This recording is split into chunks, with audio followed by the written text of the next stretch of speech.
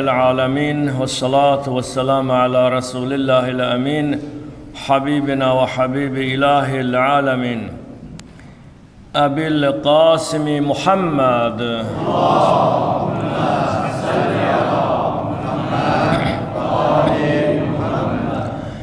واللعن الدائم على أعدائهم أجمعين من الآن إلى قيام يوم الدين. رب اشرح لي صدري ويسر لي أمري واحلل عقدة من لساني يفقه قولي. صدق الله العلي العظيم. أما بعد يا عباد الله أوصيكم ونفسي بتقوى الله واتباع أمره ونهي. Hoş gördük aziz değerli müminə bacılarım ve mümin kardeşlerim, qonaqlarımız, əzizlərimiz. Bugün cümədir, cüməmiz mübarək olsun inşallah. Cümədə cəm olduğumuz kimi Allah Teala bizləri öz evində, öz cənnətində cəm eləsin. Hər zaman olduğu kimi ilk öncə özümü və sonra sizləri ilahi təqvaya riayət eləməyə dəvət eləyirəm. Allahın əmrində möhkəm olaq. Allah'ın halalını halal, haramını özümüz üçün və gələcək nəslimiz üçün əbədi haram bilək. Bugün danışdığım xütbəm yəqin ki sizi də düşündürəcək və bunun barəsində biz kifayət qədər bir mövzu açaq ki, bu cümə xütbəmiz də qoy faydalı və bəhrəli olsun inşallah. Mənim özümə şəxsən çox sual verirlər və mən bir cümə xütbəsinə salmaq istəyirdim bu fikri. Ən nəhayət dünən gecə qərar verdim ki, elə bu illərlə danışdığımız söhbətləri təkrar etmədən müxtəlif xütbələri sizə təqdim edərkən, qoy bu xütbəni də təqdim edeyim. Çünki dəfələrlə bu suallar mənə verilib. Bəzən bizdə də belə bir söz deyirlər ki, Allah aqibətimizi xeyr eləsin. Amin. Biz də amin deyirik. Amma belə bir sual meydana çıxır. Necə bilək ki, bizim sonluğumuz yaxşı olacaq, ya pis olacaq? Bunu necə bilmək olar? Düzdür, dualarda biz deyirik ki, aqibətimiz xeyirli, uğurlu, bərəkətli olsun. Ümumiyyətlə, bu barədə bizə bir göstəriş, bir qayda varmı, ya yox? İnsan, ilk öncə bunu qeyd edeyim ki, öz sonluğunun necə bitəcəyindən xəbərsizdir. Bunu Quran-ı Kərim bizə xəbər verir. Bu yalnız Allahın elmindədir. Birincisi, insan bilə bilməz harda, necə, nə vaxt öləcək. Elm nə qədər inkişaf eləsə də, texnika nə qədər inkişaf eləsə də, intellektual səviyyə nə qədər inkişaf etsə də, o mərhələyə gəlib çata bilməz insan. İnsanın harda, necə, nə vaxt öləcəyi, bu bəllidir. İnsan üçün deyil, Allah üçün bəllidir. Mən bu mövzuya çox qarışmaq istəmirəm. وَمَا تَدْرِ نَفْسٌ مَاذَا تَكْسِبُ غَدَ ayə də belədir. İnsan bilə bilməz necə, nə vaxt öləcək, harda öləcək. İkincisi, insan Allah tərəfindən ona verilən ruzi haçan bitəcək və ya bunun varı, dövləti haçana qədər davam edəcək. Bu nəsillə də deyil. Elə insanlar var ki, ata imkanlı, zadəgan, varlı, övlad müflis.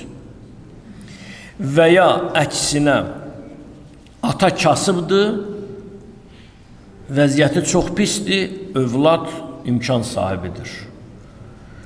İnsan öz sonluğunun necə bitəcəyini bilməz, xəbərsizdir. Bu yalnız Allahın elmindədir. Bəs onda sonluğumuzu necə bilməliyik, onun sirri necədir?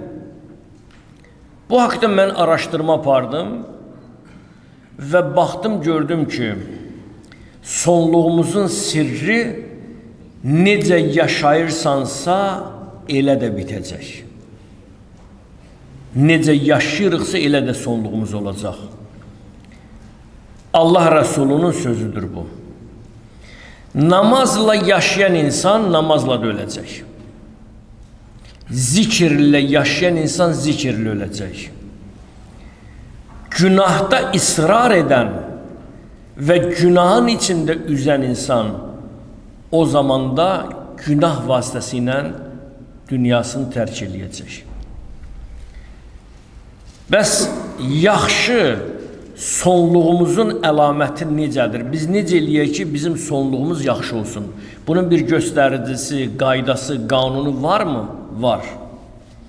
Birincisi, əgər istəyirik ki, bizim sonluğumuz, yəni dediyimiz aqibət yaxşı olsun, çalışaq, günah edəndən sonra peşman olaq, tövbə eləyək.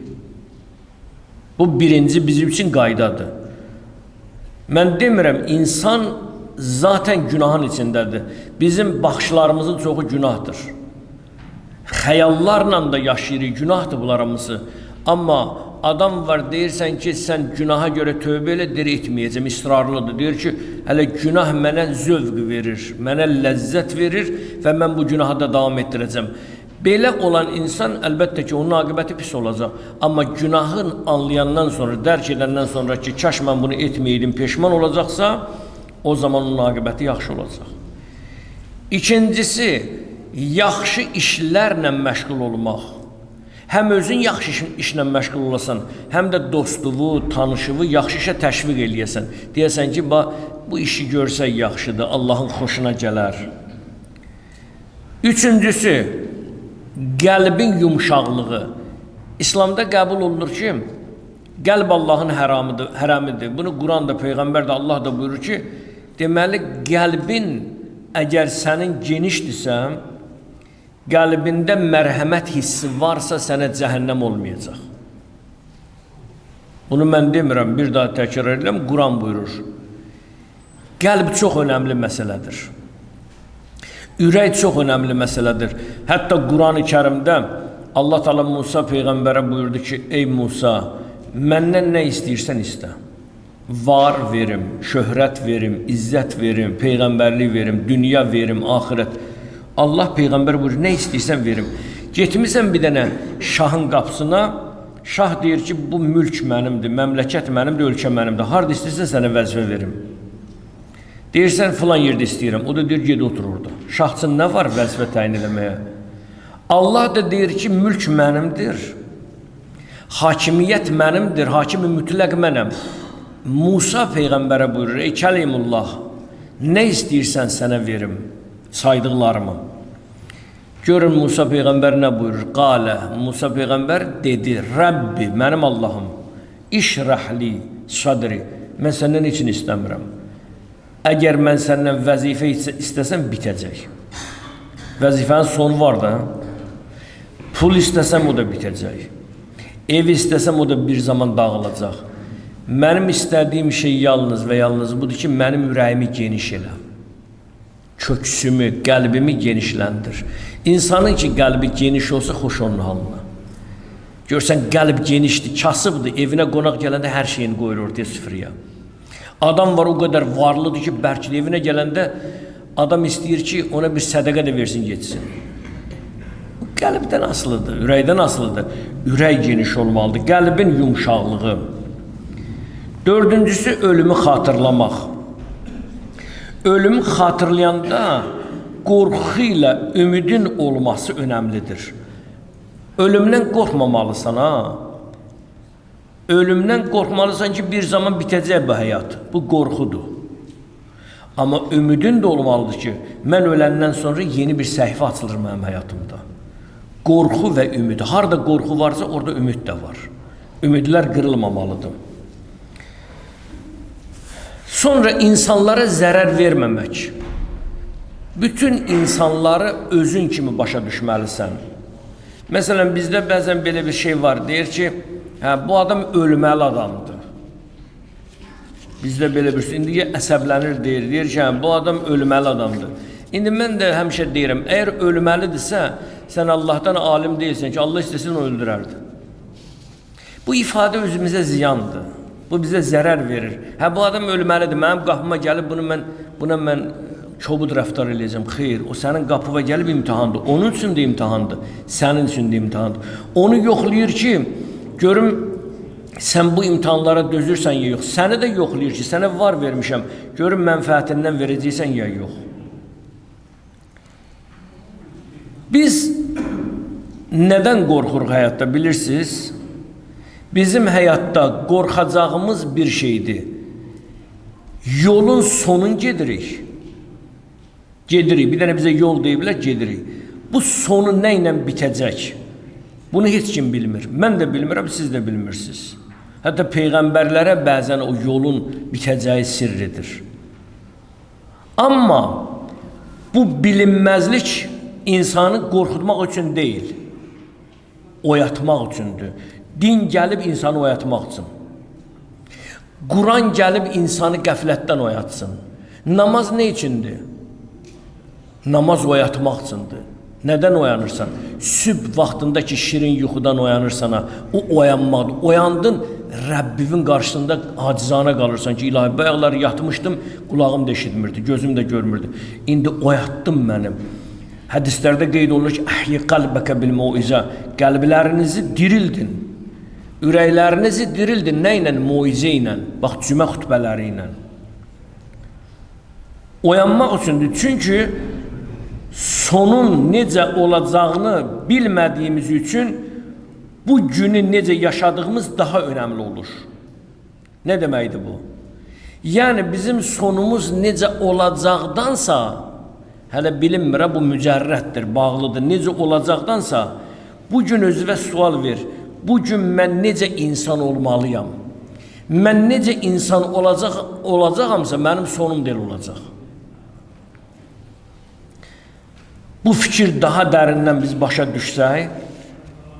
düşsək ki, mənim danışdığım yalanlar, mənim söyüşlərim, mənim zina baxışlarım, haram düşüncələrim, ev yıxmalarım, İslamın qadağan buyurduğu şeylər əgər mənim ruhiyyəmdə təcəlla edibsə, ruhumda baş qaldırıbsa, deməli sənin sonluğun yaxşı olmayacaq. Mən fikrimə həyat real olan bir həyatın gerçəkliyini mən sizə anlatmaq istəyirəm və bölüşmək istəyirəm sizinlə. Bu real bir həyatdır. Olub zamanında. Bir dənə gənc oğlan, bunu mənə dostlarımdan biri danışıb. Bir gənc oğlan, bunlar dostluq eləyirdilər. Zahirdə sadə deyir bir adam idi. Alim deyildi, müəyyən ixtira, kəşflərə sahib deyildi. İbadəti də var idi belə. Yəni sübü qılırdı, gün ortanı qılırdı. Deyim ki, diqqəti cəlb edən belə bir insan idi? Yox, sadə bir insan idi. Amma bir dənə özəl xüsusiyyəti var idi, deyir dostumun. Özəl xüsusiyyəti var idi. Nə idir o?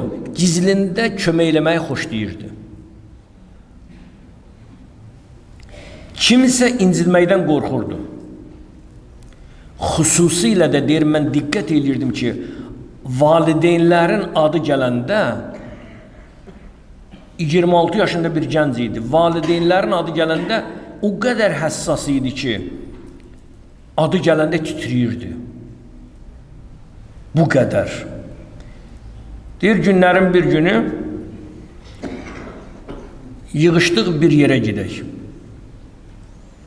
Deyir, yolda bir dənə qəfil hadisə baş verdi, bir qəza baş verdi.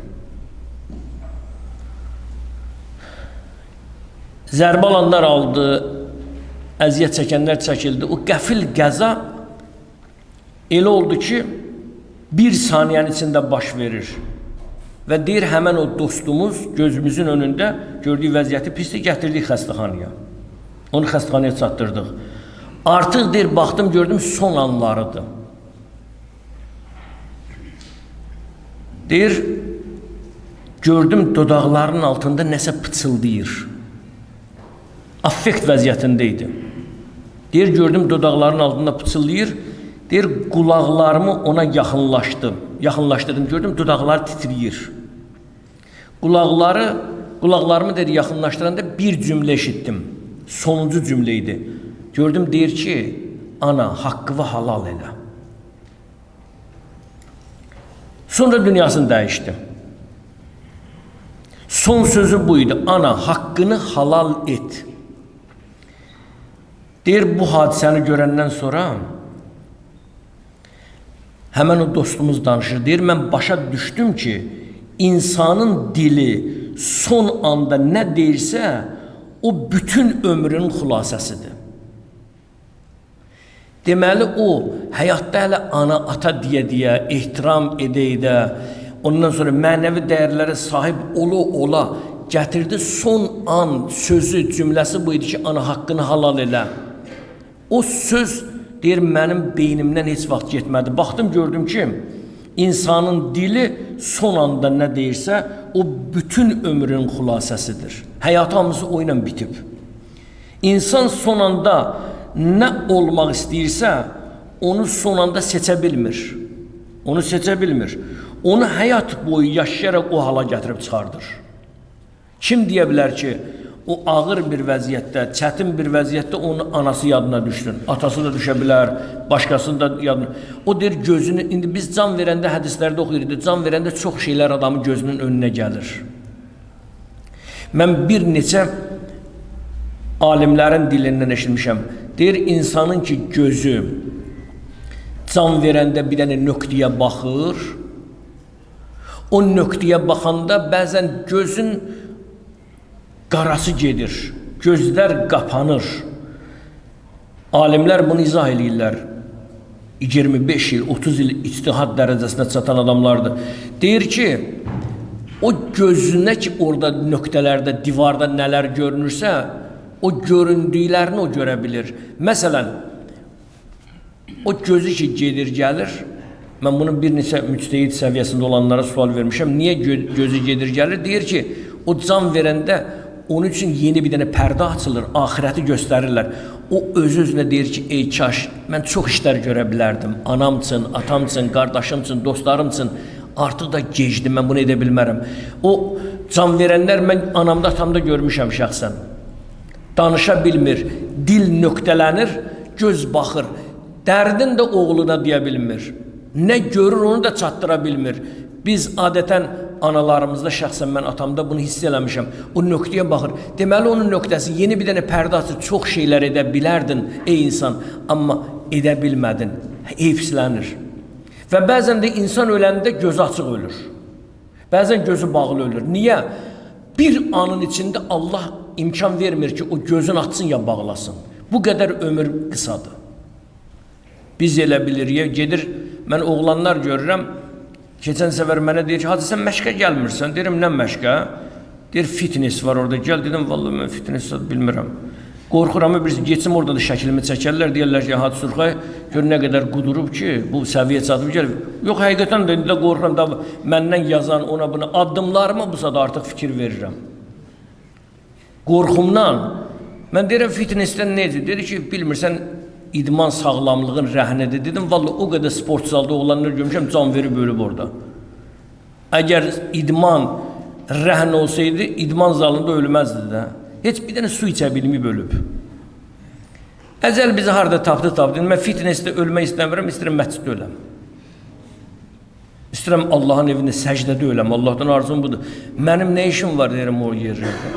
Bəlkə də məni cəlb edir ki, bir növbədə çək də. Bunu bədbəxt eləyək. Onsuz da cəmiyyətin göz hamısı sosial mediadadır. Cəmaat əba da geyinəsən, peyğəmbər paltarını geyinəsən, o ki insanların dilinə düşdün ha. Vay o günlə, Allah qorusun. Mən qorxuram, açıq deyirəm, restoranlara gedə bilmirəm, kafelərə gedə bilmirəm, toylara gedə bilmirəm. Ehtiyat edirəm, 50 nəfər məni çağırır, 2 nəfər toyuna gedirəm. O da toya getməkdir, gedib otururam orada foyedə, bir çay içirəm, gör mən toya gedirəm. İçəri girsəm nələr baş verəcək, onu Allah bilir. Bölüşürəm sadəcə sizinlə. Bu əba ki, mən çiynimi atmışam, siz elə bilirsiniz, bu rahatdır, xeyr. Bura qədər, nə qədər məsuliyyət mən hiss edirəm, onu Allah bilir. Bu məni qiyamət gündə yandıra da bilər. Əynimə geyindiyim libas məni cənnətə tapara bilər, cəhənnəmə də. Kəfən də ola bilər bu, od da ola bilər. Ona görə Allah Quran-ı Kərimdə buyurur, Ali İmran surəsinin 102-ci ayəsində, Bismillahirrahmanirrahim, Ya eyyuhəl-ləzīnə āmenū, ey möminlər, ey inananlar, ittəqullah, Allahdan qorxun, haqqa tuqatih, layiqincə qorxun. Layiqincə Allahdan qorxun. Və la təmutunna illə və entum muslimun. Və yalnız müsəlman olaraq can verin. Sözə baxın qardaşlar, əziz bacılar. Sözə baxın, gör nə deyir ayənin sonluğu? Yalnız müsəlman olaraq can verin. Bilirsiniz bu ayə nə demək istəyir? Ölüm anı ən önəmli andır. Əgər insan həyatda imanla yaşayarsa, ölüm anında dili haqq deyəcək. Peyğəmbər Allah Rəsulü buyurur, əməllər sonuna görə qiymətləndirilir. Sənə mükafat açan verirlər, maaşı açan verirlər, ayın axırında da. Heç görmürsünüz, əvvəldən sənə bir məvacib verir, deyir ki, işdə baxam görüm necə işləyirsən də. O əməlvə görə verilir. O qədər insanlar var, dili ürəyi ilə uyğun gəlməyib, öləndə şəhadət dilinə gəlməyib, söyüş gəlib. Mən insanlar var, can verəndə söyüşlə canın həyatını bitirib. Mən görmüşəm bunları. Onun indi gözünə nələr görünür Allah bilir. Amma insan var, son anında tövbə eləyir. Gör Allah nə qədər şəfqətlidir ki, Allah buyurur, günahkarsan, mən qəbul eləyirəm səni. Allah nə qədər mehribandır. Belə Allahın qarşısında necə əyilməyəsən? Allah deyir, günahım var, mən bağışlayıram da. Yetər ki, bir dənə sözdür, səni o sözlə bağışlayayım. Subhanallah. Belə rəhbər, belə Allah, belə dünya və axirətin maliki yevmiddin Rəbbinə necə sən əyilməyəsən? Allah deyir, 40 il günah eləmişsən, eləmişsən. Bir dəfə gəldiyin, Allah bilməmişəm, səhv eləmişəm, məni bağışla. Allah deyir, bağışlayıram səni. Yetər ki, nəsuh kimi özünü bağışlatdır. Yetər ki, düz ol. Mən son cümlələri, mən fikrimi belə ifadə eləmək istəyirəm və tamamlamaq istəyirəm. Sonda ümid qapısı. Nə qədər nəfəs var, tövbə var. Dönüş var. Dəyişmək var. Sən dəyişəcəksən. Ruhun dəyişməlidir. Nəfəsin varsa tövbə üçün hər zaman açıqsan. Ölüm uzaqda deyil. Uzaqda olan bizim düşüncələrimizdir. Fikrimi anlada bildim. Ölüm uzaq deyil, andır. Amma bizim düşüncələrimiz həddindən artıq uzaqdır. Ona görə ki, bugün qərar vermək bizim əlimizdədir. Biz qərarı bugün verə bilərik. Amma adamlar var, deyir ki, yox, biraz qalıb, bir dənə iş var, onu qutarım sonra. Hələ bilmirsəniz, sabahları sənin üçün açılacaq ya yox. Ona görə söhbətimin əvvəlinə qayıdıram və yekun etmək istəyirəm. Kimin sonluğunun necə, aqibətinin yaxşı və pis olacağını insan indidən qərar verməlidir. Yaxşı düşünməlidir, yaxşılıq eləməlidir, boş-boş danışmamalıdır. Adamlar var, görsən ki, oturub Amerikadan danışır. Qardaş, sən ailəmin için düzəldə bilmirsən, Amerikanın siyasi qloballaşma, Avropa, İtaliya, İngiltərə falan. Deyirsən ki, bu adam politologdur ki.